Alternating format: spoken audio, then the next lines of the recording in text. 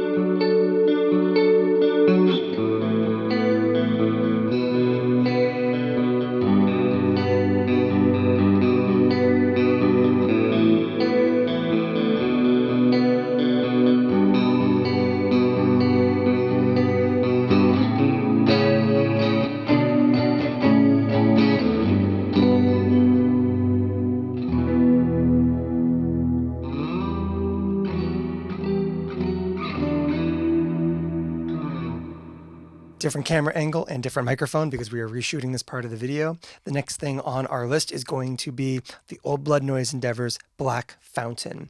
This is legitimately probably the oldest pedal I own now.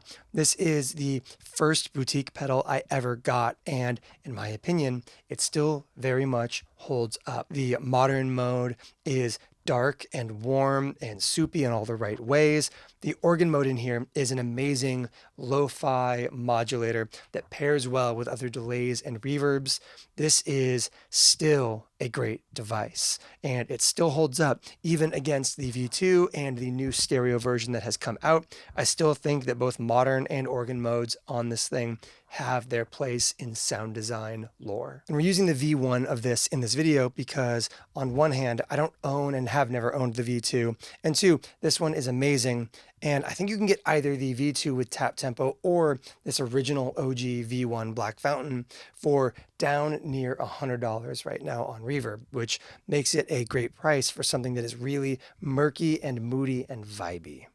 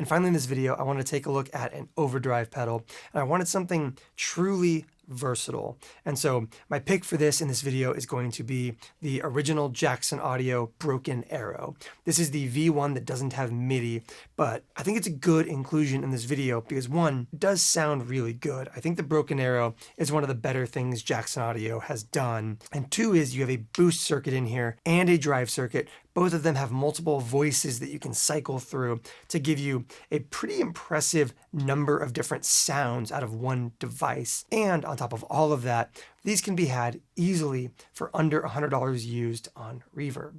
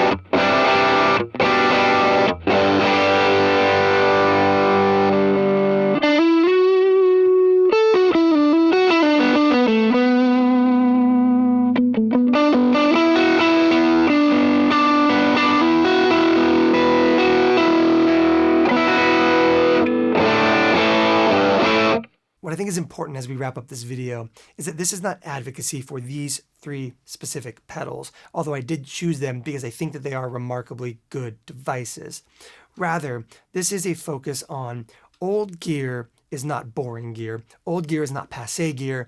Older gear, just because it doesn't have the shine and the hype of something new, doesn't mean that you can't still get great art out of it. Whatever you already have is probably serving you well. You picked it for a reason, and just because something new comes along doesn't mean you have to make the upgrade. Anyways, happy Black Friday. Good luck today. I'll catch you in the next one.